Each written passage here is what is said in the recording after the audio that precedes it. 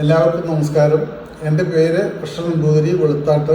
ഈ ഹോസ്പിറ്റലിൽ നിന്ന് 2 കിലോമീറ്റർ വടക്ക് ഭാഗത്ത് കാരത്തൂർ എന്ന ദേശത്താണ് എൻ്റെ വീട്.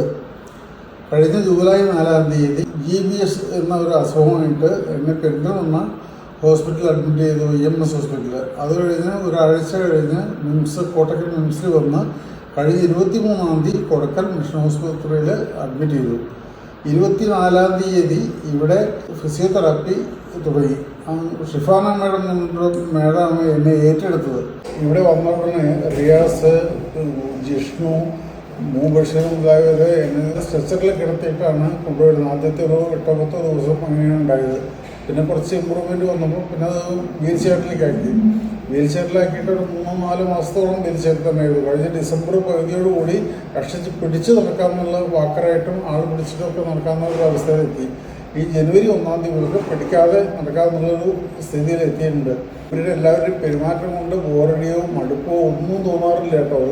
അവരുടെ ഒരു കാരണന്മാരെ നോക്കുന്ന പോലെ ഇപ്പോൾ എന്നെയൊക്കെ എൻ്റെ സ്വന്തം അച്ഛനെ നോക്കുന്ന പോലെ തന്നെയാണ് അവർ നോക്കിയത്. പിന്നെ അവർ പകരം ഒരു ദിവസം ലീവാണെങ്കിൽ ഏൽപ്പിക്കുന്ന പിന്നെ ശ്രീനാരായണ ശരി, അതുല്യ വീടായാലും അനഘാവയുടെ ആയാലും ജോഹർലി സാറായാലും ആരായാലും ശരി, ഒരു വ്യത്യാസമില്ല. അവർ വൃത്തിയായിട്ട് നന്നായിട്ട് സ്നേഹപൂർവ്വം മാത്രമല്ല അവരുടെ കാരണന്മാരെ ശാസിക്കുന്ന അധികാരത്തോടു കൂടിയിട്ട് എന്തെങ്കിലും ചെയ്ത് ശരിയാവുന്നില്ലെങ്കിൽ ചീത്ത പറയാൻ തന്നെ പറയാം.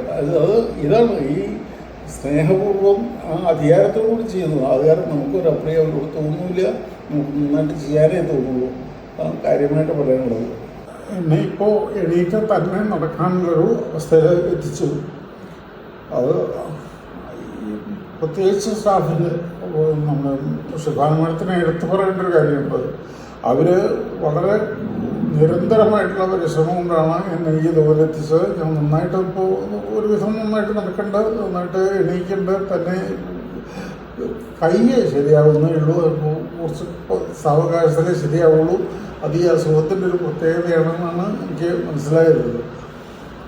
ആ കാര്യമായിട്ട് പറയാനുള്ളത്.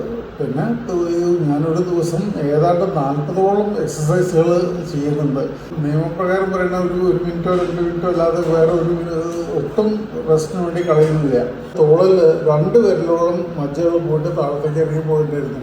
അത് ഷെമീം സാറാണ് അത് പ്ലാസ്റ്റർ ഒട്ടിച്ച് വലിച്ച് കയറ്റി ഏതാണ്ട് 2-3 മാസത്തോളം മെനക്കെട്ടിട്ടാണ് അത് ശരിയായത്. അക്ഷരാർത്ഥത്തിൽ എല്ലും തോലും ആയിരുന്ന എന്നെ ഇപ്പോൾ ഈ ഒരു മനുഷ്യപ്പോലെ ആക്കി തീർത്തത് എവിടുന്നാണെന്നാണ് എനിക്ക് പറയാനുള്ളത്. ഇത്രയും നല്ലൊരു സ്ഥാപനം ഈ ഞങ്ങളുടെ ദേശത്ത് തന്നെ ഉണ്ടെന്നുള്ളത് ഞങ്ങൾക്ക് വളരെ സന്തോഷവും അഭിമാനവും ഒക്കെ ഉള്ളൊരു കാര്യമാണത്.